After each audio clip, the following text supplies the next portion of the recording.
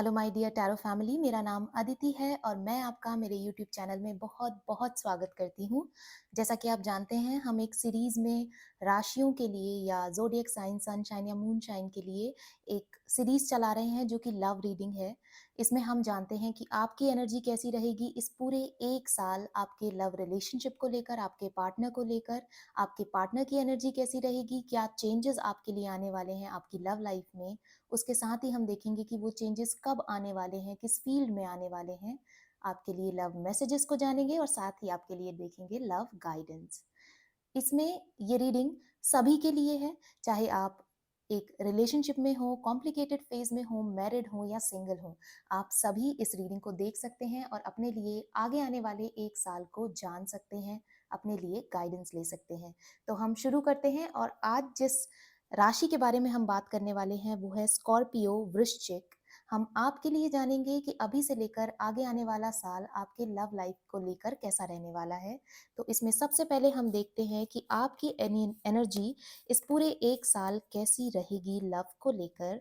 तो पहला कार्ड निकलता है 5 ऑफ कप्स और सेकंड कार्ड है जजमेंट कार्ड।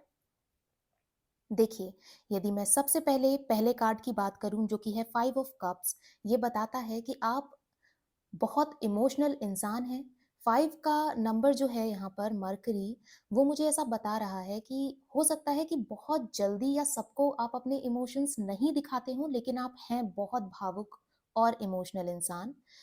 इस एक साल जो मैं देख पा रही हूँ, हो सकता है कि जो चीज़ें आपको इमोशनली मिल रही है, जो रिलेशनशिप से आपके मिल रही है या जो आपके आस-पास आपके पार्टनर लव रिलेशनशिप में कर रहे हैं, उसको छोड़कर आप उन चीज़ों पर ध्यान दो जो आपके पास से जा चुका है, जो समय आपके पास से जा चुका है। या हो सकता है पुराने रिलेशनशिप से आपको कोई ऐसे घाव मिले हों, जिसको आप बार-बार अपनी करंट रिलेशनशिप में लेकर आ रहे हैं, अपने माइंड में घुमा रहे हैं और उससे परेशान हो रहे हैं। एक बिना मतलब की एंग्जायटी वो बीता हुआ समय आपको दे रहा है।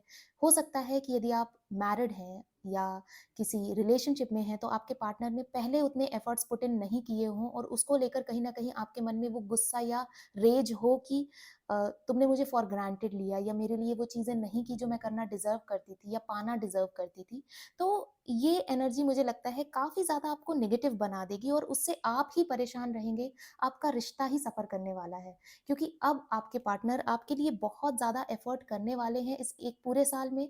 हो सकता है कि अब आपको आपकी वैल्यू उनको समझ में आ जाएगी, आपकी प्रेज़ेंस की अहमियत उनको समझ में आ जाएगी और जितने एफर्ट्स पहले आप पुट इन करते थे, अब वो आपके लिए पुट इन करने लग जाएँगे और एक बहुत बेहतरीन और पॉज़िटिविटी वाली लाइफ़ मुझे आगे आपके लिए दिख रही है।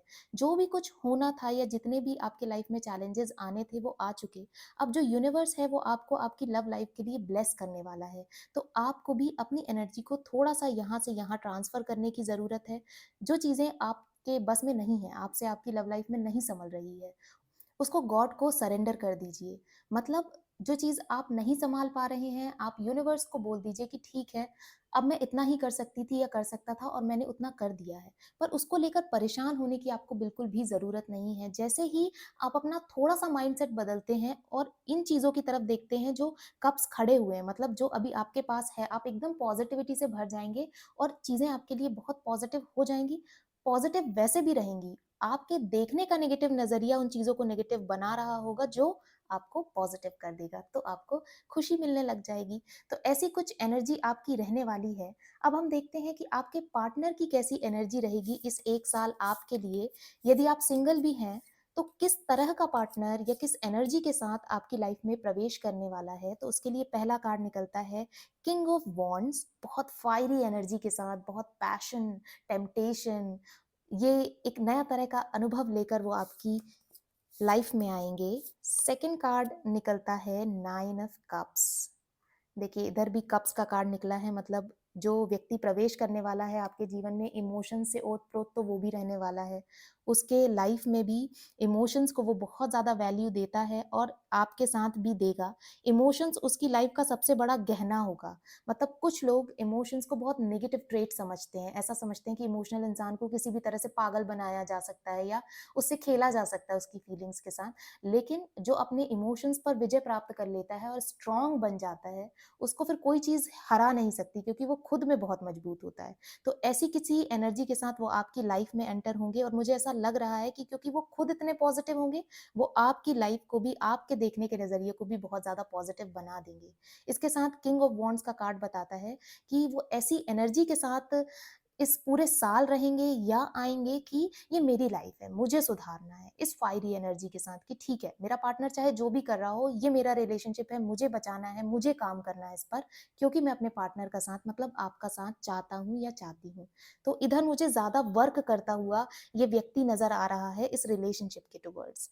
तो ऐसी एनर्जी कुछ रहने वाली है आपके पार्टनर की इस लव रिलेशनशिप के लिए, आपके टुवर्ड्स। अब हम देखते हैं कि आगे आपके लिए क्या चेंजेस आ रहे हैं, क्या आ रहा है लव लाइफ के लिए। तो वो हम इस टी लीफ कार्ड से देखेंगे। तो पहला कार्ड निकल कर आता है candle, you will be shown the way. देखिए, मैंने कहा कि ये व्यक्ति इस रिलेशनशिप पर या आपकी तरफ ज़्यादा काम करता हुआ नज़र आ रहा है। वो कैंडल कार्ड भी मुझे बता रहा है कि वो आपको एक रास्ता दिखाएँगे कि आप इस रास्ते पर चल सकते हो, तो आपको पॉजिटिविटी दिखने लग जाएगी या मेरे एफर्ट्स दिखने लग जाएँगे या हमारे रिश्ते की खूबसूरती दिखने लग जाएगी। और भी चीज़ों के लिए आपको वो बहुत ज़्यादा प्रोटेक्ट करने वाले हैं और एक रास्ता दिखाने वाले हैं, आपको आपकी मंज़िल दिखाने वाले हैं और उसमें आपकी मदद भी करने वाले हैं। आपको बहुत ना ऐसा गाइडेड महसूस होगा उनकी एनर्जी से। सेकंड कार्ड निकल कर आता है flag, do not be tempted to lower your standard. मतलब यदि आपके आसपास ऐसी कोई टेम्पटेशंस आती हैं जो आपके पार्टनर के स्टैंडर्ड से कम है, मतलब जितना पार्टनर आपका आपको दे रहा है, चाहे भले आप उस समय उसको एड्रेस नहीं कर पा रहे हैं और कहीं दूसरी जगह टेम्प्टेड हो रहे हैं, तो आपको उससे थोड़ा सा बचना चाहिए। क्योंकि जो आपके पार्टनर हैं, एग्जिस्टिंग पार्टनर हैं या जो पार्टनर आने वाले हैं, यूनिवर्स आपके लिए भेजने वाला है, वो ही आपके स्टैंडर्ड को मैच कर पाएगा। अभी चाहे आप उस चीज़ को एड्रेस नहीं कर पा रहे हैं, पर बाय द टाइम जैसे समय निकलता जाएगा, आप ज़रूर उसको समझेंगे और एड्रेस करेंगे। नेक्स्ट कार्ड निकल कर आता है डार्क वुमन डीलिंग और relationship with a woman with dark complexion और हेयर। यदि आप मेल हैं तो आपकी लाइफ में कोई एक ऐसी वुमन हो सकती है जो आपको गाइड करेगी आपके रिलेशनशिप के लिए। वो डार्क कॉम्प्लेक्शन की हो सकती है या उसके हेयर डार्क हो सकते हैं या आप उसके टुवर्ड्स टेम्प्टेड भी हो सकते हैं। यदि आप एक फीमेल हैं तो ऐसी कॉम्प्लेक्शन की या ऐसे कलर के हेयर की महिला आपकी फ्रेंड हो सकती है, कोई रिलेशन में हो सकती है जो आपको आपके रिलेशनशिप में गाइड करेगी चीज़ों को और बेटर बनाने के लिए। ऐसा कुछ चेंज आपकी लाइफ में आ रहा है। लास्ट कार्ड हम निकालते हैं, दैट इज क्रिब, जो बताता है बर्थ और कंसेप्शन ऑफ अ चाइल्ड और एंटरप्राइज। देखिए, किसी एक चीज का आपके लाइफ में आगमन हो सकता है। वो एक कोई ऐसा व्यवसाय हो सकता है, बिजनेस हो सकता है, कोई एक वेंचर हो सकता है जो आप दोनों साथ में मिलकर शुरू कर सकते हैं। या कोई एक शुरू कर रहा होगा, दूसरा उसका बहुत एक अहम हिस्सा होगा और उसमें पूरे जी जान से दूसरे व्यक्ति की मदद करेगा। वो आपके लिए आपके एक बच्चे की तरह होगा। इसके अलावा यदि आप मैरिड हैं और बेबी प्लान कर रहे हैं तो इस एक साल में मुझे उसके बहुत हाई चांसेस दिख रहे हैं। आप पेरेंटहुड एंजॉय बिल्कुल कर सकते हैं। तो ये चीज़ आपके लिए आ रही है, ये चेंजेस आ रहे हैं। अब हम साथ में लव कार्ड से भी देखेंगे कि आपके लिए और क्या आ रहा है।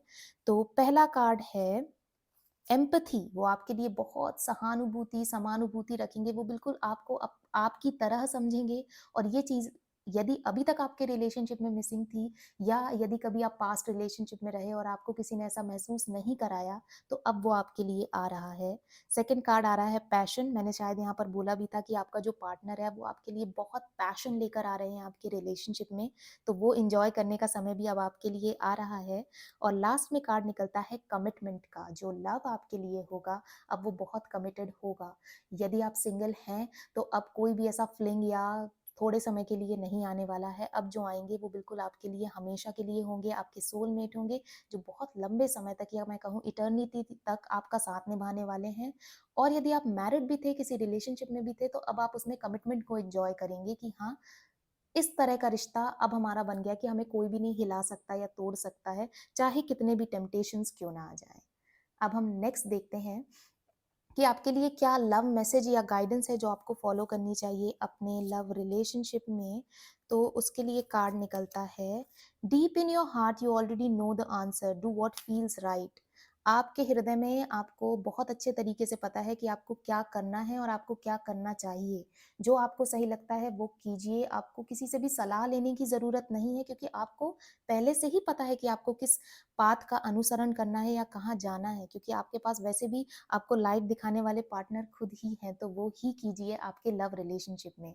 अब हम देखते हैं कि आपकी लाइफ का कौन-सा इस 1 साल एक बहुत सिग्निफिकेंट एरिया रहने वाला है, जो आपको बहुत पॉजिटिविटी या हैप्पीनेस देगा। मैरिज का कार्ड निकल कर आ रहा है। यदि आप सिंगल हैं तो आपकी मैरिज निश्चित ही हो सकती है। आप यदि अभी तक कमिटमेंट आपको नहीं मिला था आपकी रिलेशनशिप में, तो वो बिल्कुल मैरिज में कन्वर्ट हो सकता है। और यदि आप पहले से ही मैरिड हैं, तो आपकी मैरिज इस 1 साल में नए आयामों को छुएगी, बहुत खूबसूरत हो जाएगी। ऐसे पॉजिटिव चेंजेस होंगे जो शायद आपने भी नहीं सोचे होंगे। ऐसे पॉजिटिव चेंजेस आप अपने अंदर और अपने पार्टनर में भी देख पाएँगे।